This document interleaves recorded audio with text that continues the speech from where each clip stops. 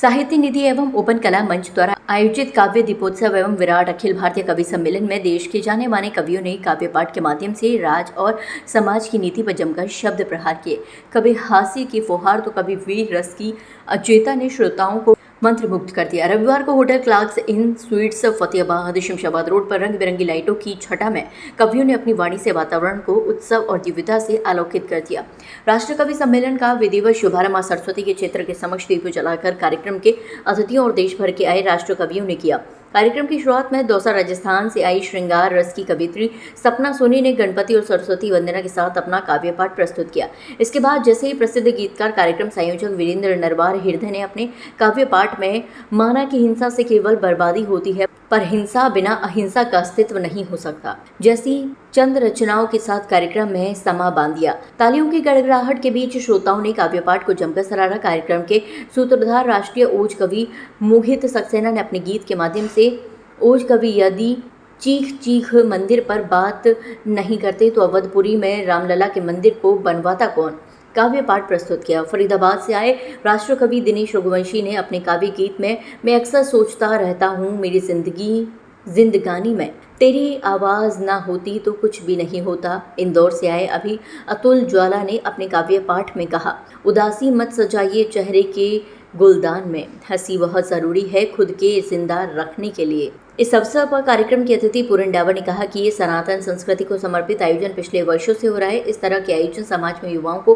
प्रेरणा के साथ सामाजिक सद्भाव और समरसता का संदेश देते हैं। आज का काव्य पाठ सभी श्रोताओं के लिए प्रेरणादायक और रसों से सराबोर करने वाला था।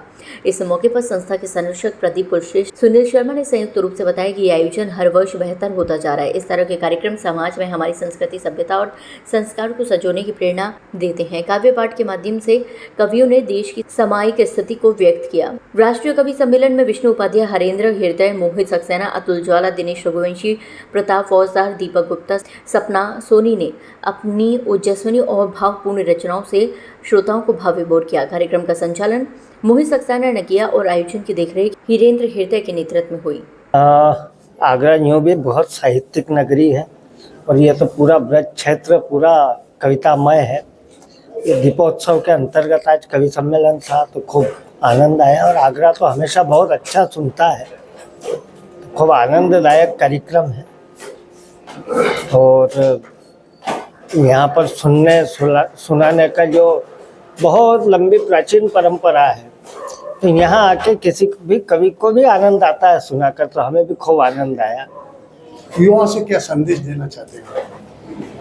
युवाओं से संदेश ये है कि परिवार सबसे पहले है। परिवार बचेंगे तो समाज बचेगा और देश बचेगा। तो परिवार के लिए मैंने पिता के लिए भी कहा कि पिता के संस्कारों की 12 घड़ी से ज़्यादा कुछ भी नहीं, उनकी मुस्कुराहट की घड़ी 2 घड़ी से ज़्यादा कुछ भी नहीं।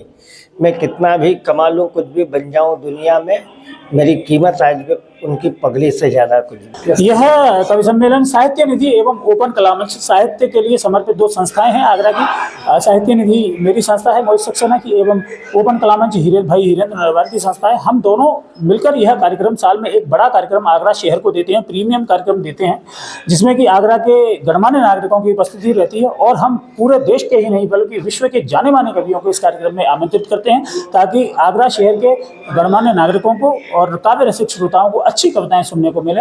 यह कार्यक्रम है काव्य दीपोत्सव 2.0 इसलिए क्योंकि यह द्वितीय संस्करण है काव्य दीपोत्सव नामक हमारे कवि सम्मेलनों की श्रृंखला। पिछले वर्ष हमने यह कार्यक्रम एक किया था जो कि अत्यंत सफल रहा था, लोकप्रिय रहा था। इसीलिए लोगों की भारी डिमांड पर, बहुत लोगों के आशीर्वाद से हमने यह कार्यक्रम काव्य दीपोत्सव 2 यहाँ पर होटल क्लार्क्स इन में हम कर रहे हैं। ऐसे काव्य के क्या संदेश जाता है? बिल्कुल, साहित्य जो है वो हमेशा ही समाज को दिशा दिखाता है। जब भी शासन प्रशासन या समाज अपने पक्ष से भ्रष्ट होता है तो साहित्य उसको दिशा दिखाता है। जैसा कि मैंने कहा कि जयपुर के राजा जयसिंह के दरबार में बिहारी जी रहा करते थे और बिहारी जी को वे प्रत्येक दोहे पर एक सोने का सिक्का दिया करते थे। इसलिए नहीं कि वे उसकी चाटुकारिता करते थे, बल्कि इसलिए क्योंकि बिहारी जी जैसे कवि हमेशा समाज को आईना दिखाते हैं। जब महाराजा जयसिंह नई रानी में व्यस्त हो गए, अब जनता से उनका ध्यान हट गया, तो वे लिखते हैं कि नहीं पराग नहीं मधु मधु नहीं विकास यही काल, अली कली सो ही विधियो आगे कौन हवाल। जब भंवरा कमल के अंदर ही बंद होकर रह जाएगा तो इस देश को कौन संभालेगा, इस समाज को कौन संभालेगा। इसी प्रकार से जो कवि हैं वो हमेशा समाज को दिशा दिखाते हैं। कवियों की साहित्य की सदैव महत्वपूर्ण भूमिका रहती है। इसी कारण से कवि सम्मेलन आयोजित किए जाते हैं। लगातार जिनकी संख्या बढ़ रही है क्योंकि देश विकास के काल से गुजर रहा है, जन जागृति के काल से गुजर रहा है, पुनर्जागरण का दौर है, राष्ट्रभक्ति का, राष्ट्रवाद की धारा का दौर है, इसलिए कवि सम्मेलनों की संख्या भी लगातार बढ़ती है। बहुत अच्छा लगा। आगरा हमेशा बहुत स्नेह देता है, लेकिन आज तो विशेष स्नेह मिला। आज मैंने ज़िंदगी पर, रिश्तों पर, प्यार पर, माँ पर और देश पर जो कुछ भी सुनाया, मुझे लगता है शायद पूरे देश के सर्वश्रेष्ठ लोगों ने आज सुना होगा। मैं आगरा का बहुत बहुत दिल से आभार व्यक्त करना चाहता हूँ और आज इस आयोजन समिति को, प्रिय मोहित सक्सेना को और हृदेश जी को बहुत बहुत शुभकामनाएं देता हूँ। बहुत अच्छा लगा। और आगरा वासियों, आप कविता को इसी तरह से आत्मसात करते रहिए, प्रोत्साहित करते रहिए पूरे देश में। शायद जैसा आप सुनते हैं ऐसा कोई नहीं सुनता। एक अच्छे राष्ट्र निर्माण के लिए कैसे काव्य पाठ का आयोजन होना चाहिए? राष्ट्र निर्माण के लिए सबसे पहला ज़रूरी है कि आप किसी भी लालच से मुक्त होकर कविता पाठ करें।